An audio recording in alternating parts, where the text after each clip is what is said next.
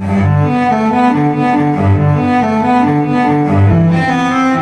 าดฝันวันวิวาห์ EP 9 อัดเข้ามาเป็นตัวแปรกิ่งกมลได้พันธมิตรใหม่แต่เกมนี้อาจไม่ได้มีแค่เรื่องช่วยรันสวัสดีค่ะพบกับแอดจากช่องข่าวแซ่บฮอตคอสสิบอีกแล้วนะคะวันนี้เรามาต่อกันกับเรื่องราวของวาดฝันวันวิวาห์ที่กำลังเดินทางเข้าสู่ช่วงสำคัญของเรื่องเพราะความสัมพันธ์ระหว่างรันนีนและกิ่งกมลดูเหมือนจะยิ่งซับซ้อนขึ้นเรื่อยๆหลังจากก่อนหน้านี้ความสัมพันธ์ภายในครอบครัวเต็มไปด้วยความกดดันกิ่งกมลเองก็ยังไม่สามารถทำใจยอมรับความสัมพันธ์ของรันกับนีนได้ง่ายๆสำหรับกิ่งกมลเรื่องนี้ไม่ใช่เพียงแค่การไม่ถูกใจกับลูกสะใภ้แต่เป็นความรู้สึกของคนเป็นแม่ที่คิดว่าตัวเองกำลังสูญเสียลูกสาวที่เคยอยู่ในความควบคุมและยอมทำตามความต้องการของตัวเองมาตลอดและเมื่อรันเริ่มเลือกเส้นทางชีวิตของตัวเองมากขึ้นความรู้สึกของกิ่งกมลก็ยิ่งรุนแรงขึ้นแต่ใน EP 9 ดูเหมือนว่ากิ่งกมลจะไม่ได้เดินหน้าเรื่องนี้เพียงลำพังอีกแล้วค่ะเพราะตัวละครอีกคนกำลังเข้ามาเป็นตัวแปรสำคัญคนนั้นก็คืออัดเรื่องราวเริ่มต้นจากกิ่งกมลที่นำของฝากมาที่บริษัทของรันถ้ามองจากภายนอกเหตุการณ์นี้อาจดูเหมือนเป็นเรื่องธรรมดาคนเป็นแม่เอาของฝากมาให้ลูกสาวและคนในบริษัทแต่สำหรับกิ่งกมลการมาครั้งนี้มีความรู้สึกบางอย่างซ่อนอยู่เพราะเธอไม่ต้องการให้รันรู้ว่าแท้จริงแล้วเธอมาที่นี่เพราะคิดถึงลูกและยังอยากเข้าหาลูกสาวปัญหาคือรันยังคงโกรธและไม่พอใจกับเรื่องที่ผ่านมาโดยเฉพาะเรื่องที่กิ่งกมลไปออกรายการและพูดถึงปัญหาภายในครอบครัวดังนั้นกิ่งกมลจึงพยายามหลีกเลี่ยงไม่ให้รันรู้ว่าเธอมาระหว่างที่อยู่บริษัทเธอได้เจอกับอัดการพบกันครั้งนี้จึงกลายเป็นจุดเริ่มต้นของเรื่องราวอีกเส้นหนึ่งเพราะอัดไม่ได้มองกิ่งกมลเพียงในฐานะแม่ของรันเท่านั้นเขาสังเกตเห็นความผิดปกติและเริ่มเข้าใจว่าความสัมพันธ์ระหว่างแม่กับลูกสาวกำลังมีปัญหาอย่างหนักกิ่งกมลเปิดใจให้อัดฟังเมื่อมีคนที่พร้อมรับฟังกิ่งกมลก็เหมือนมีโอกาสได้ระบายสิ่งที่เก็บไว้ในใจเธอเล่าให้อัดฟังว่าตลอดเวลาที่ผ่านมาเธอพยายามทำทุกอย่างเพื่อดูแลรันให้ดีที่สุดในมุมของกิ่งกมลสิ่งที่เธอทำหลายอย่างเกิดขึ้นเพราะความรักและความเป็นห่วงลูกแต่สิ่งที่เธอไม่ทันได้คิดก็คือสิ่งที่เธอมองว่าเป็นการดูแลอาจกลายเป็นแรงกดดันสำหรับรันกิ่งกมลรู้สึกเสียใจมากเพราะสุดท้ายคนที่เธอคิดว่าจะอยู่ข้างเธอกลับเลือกยืนอยู่ข้างคนอื่นและคนที่เธอกำลังพูดถึงก็คือนีนสำหรับกิ่งกมลการที่รันเลือกนีนไม่ได้เป็นเพียงเรื่องของความรักระหว่างคนสองคน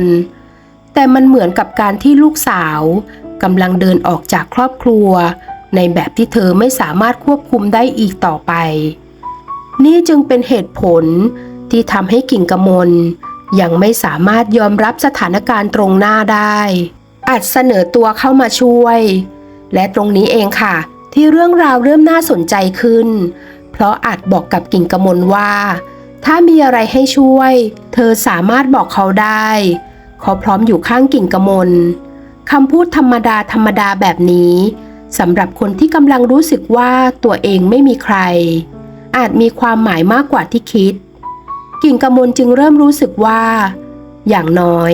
ตัวเองก็ยังมีคนที่พร้อมจะรับฟังและช่วยเหลือเธอจึงขอช่องทางติดต่อของอัดเอาไว้และตรงนี้เองที่เกมเริ่มเปลี่ยนเพราะความสัมพันธ์ระหว่างกิ่งกมลกับอัดไม่ได้มีเพียงเรื่องของการช่วยเหลือกันเท่านั้นอัดเองก็มีเหตุผลส่วนตัวที่ทำให้เขาต้องการเข้ามาเกี่ยวข้องกับเรื่องนี้ดังนั้นทั้งสองคนจึงเหมือนกำลังจะจับมือกันด้วยเป้าหมายที่อาจแตกต่างกันกิ่งกมล ต้องการให้รันกลับมาอยู่ในจุดที่เธอสามารถควบคุมได้อีกครั้งขณะที่อัดเองก็มีเรื่องส่วนตัวที่ต้องการสะสางกับรันนี่จึงเป็นการจับมือกันของคนสองคนที่ต่างก็มีความต้องการของตัวเองและนี่แหละค่ะที่ทำให้ EP 9 น่าสนใจมากเพราะคำถามคืออัดกำลังช่วยกิ่งกมลจริงๆหรือกำลังใช้สถานการณ์นี้เป็นโอกาสในการเดินเกมของตัวเองกันแน่หลังจากกิ่งกมลได้ช่องทางติดต่อกับอัดความสัมพันธ์ของทั้งคู่ก็เริ่มมีทิศทางชัดเจนขึ้นกิ่งกมลต้องการหาทางทำให้รันกับนีนแยกออกจากกันแต่ปัญหาใหญ่ก็คือรันกับนีนไม่ได้มีความสัมพันธ์ที่สั่นคลอนง่ายๆตรงกันข้ามทั้งคู่ยังคงเข้าใจกันและยังมีความรักให้กันอย่างชัดเจนยิ่งกิ่งกมลเห็นภาพนั้นเธอก็ยิ่งรู้สึกเจ็บเพราะไม่ว่าจะพยายามทำอะไรความสัมพันธ์ของลูกสาวกับนีนกลับยังคงเดินหน้าต่อไปนี่จึงเป็นเหตุผลที่ทำให้กิ่งกมลต้องการความช่วยเหลือจากอัดมากขึ้นเธอเริ่มเชื่อว่าถ้าตัวเองลงมือเพียงคนเดียวอาจไม่สามารถทำให้สถานการณ์เปลี่ยนไปได้ดังนั้นอัดจึงกลายเป็นคนที่กิ่งกมลหวังว่าจะช่วยเปิดทางให้เธอเข้าไปจัดการเรื่องนี้ได้ในขณะที่กิ่งกมลกำลังคิดหาทางแยกทั้งคู่อีกด้านหนึ่งรันกับนีนกลับยังคงมีช่วงเวลาที่ดีร่วมกันทั้งสองคนยังเข้าใจกันยังพูดคุยกันและยังมีความรู้สึกดีๆต่อกันเหมือนเดิมสำหรับคนที่กำลังพยายามทำลายความสัมพันธ์นี้ภาพเหล่านี้ยิ่งทำให้รู้สึกเจ็บปวดและนั่นเองทำให้กิ่งกมลตัดสินใจว่าตัวเองต้องทำอะไรบางอย่างเธอติดต่อไปหาอัดอีกครั้งเพราะเธอต้องการให้อัดช่วยกิ่งกมลต้องการไปพูดคุยกับรันและนีนให้รู้เรื่องเธอรู้สึกว่าตัวเองทำทุกอย่างเพื่อรันมาตลอดแต่ท้ายที่สุดแล้วคนที่รันเลือกยืนข้างๆกลับไม่ใช่เธอความรู้สึกนี้เองที่ทำให้กิ่งกมลยิ่งเดินไปไกลกว่าเดิมจุดที่น่าคิดของเรื่องนี้ถ้ามองเรื่องนี้ให้ลึกลงไปเราจะเห็นว่าปัญหาของกิ่งกมลอาจไม่ได้เกิดจากนีนเพียงคนเดียวแต่เกิดจากการที่กิ่งกมลยังไม่สามารถยอมรับได้ว่ารันโตขึ้นแล้วรันไม่ใช่ลูกสาวที่ต้องทำตามทุกอย่างที่แม่บอกอีกต่อไปรันมีชีวิตของตัวเองมีคนรักของตัวเองและมีสิทธิ์ตัดสินใจว่าอนาคตของตัวเองจะเดินไปทางไหนในขณะที่กิ่งกมลยังคงคิดว่าการเป็นแม่หมายถึงการสามารถกำหนดสิ่งที่ดีที่สุดให้กับลูกได้ปัญหาจึงเกิดขึ้นตรงนี้ค่ะเพราะคำว่าหวังดีกับคำว่าควบคุมบางครั้งมันอยู่ใกล้กันมากคนที่อาจคิดว่าตัวเองกำลังทำเพื่อคนที่รักแต่คนที่ได้รับกลับรู้สึกว่าตัวเองไม่มีสิทธิ์เลือกชีวิตของตัวเองและนี่คือความขัดแย้งสำคัญของครอบครัวนี้แล้วอาจจะช่วยกิ่งกมลได้จริงไหมอีกเรื่องที่ต้องจับตาก็คืออัดเพราะการเข้ามาของเขาไม่ได้ดูเหมือนเป็นการช่วยเหลือแบบไม่มีเงื่อนไขเขาเองก็มีเรื่องที่ต้องการจัดการกับรันดังนั้น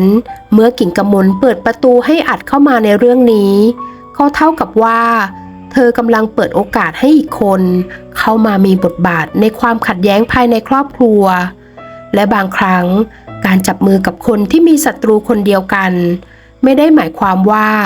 ทั้งสองคนจะมีเป้าหมายเดียวกันตลอดไปวันนี้อาจเป็นคนที่กิ่งกมลรู้สึกว่าอยู่ข้างเธอแต่ถ้าทั้งสองคนต้องเดินไปถึงจุดที่ต้องตัดสินใจจริงๆคำถามก็คือใครกำลังใช้ใครกันแน่กิ่งกมลกำลังใช้อัดเพื่อเข้าไปจัดการกับรันหรืออัดกำลังใช้ความเจ็บปวดของกิ่งกมลเพื่อเดินเกมแก้แค้นของตัวเองตรงนี้แหละค่ะที่ทำให้ตัวละครอัดน่าจับตามองมากขึ้นและนี่อาจเป็นจุดเริ่มต้นของเรื่องใหญ่ EP 9 จึงอาจไม่ได้เป็นเพียงตอนที่กิ่งกมลได้พันธมิตรใหม่แต่เป็นตอนที่ความขัดแย้งภายในครอบครัวกำลังขยายตัวจากเดิมที่เป็นเรื่องระหว่างแม่ลูกสะใภ้ ตอนนี้กำลังมีคนที่สี่เข้ามาและคนที่สี่คนนี้ไม่ได้เข้ามาด้วยมือเปล่าเขามาพร้อมกับความแค้นความต้องการและเป้าหมายของตัวเองในขณะที่กิ่งกมลเองก็กำลังอยู่ในจุดที่อารมณ์กำลังพุ่งสูงเมื่อคนสองคนที่ต่างก็มีความต้องการมาเจอกันมันจึงไม่ใช่เรื่องแปลกที่เหตุการณ์ต่อจากนี้จะเริ่มรุนแรงขึ้นเรื่อยๆเพราะเมื่อกิ่งกมลต้องการให้รันกลับมาและอัดเองก็ต้องการจัดการกับรันทั้งสองคนจึงมีเหตุผลมากพอที่จะเดินหน้าต่อและเหตุการณ์ต่อจากนี้จะทำให้ครอบครัวต้องเผชิญหน้ากันหนักแค่ไหนติดตามกันต่อในวาดฝันวันวิวาห์ EP 10ฝากกดไลค์กดแชร์กดติดตามช่องข่าวแซ่บฮอตคอต10ไว้ด้วยนะคะแล้วเจอกันใหม่คลิปหน้าสวัสดีค่ะ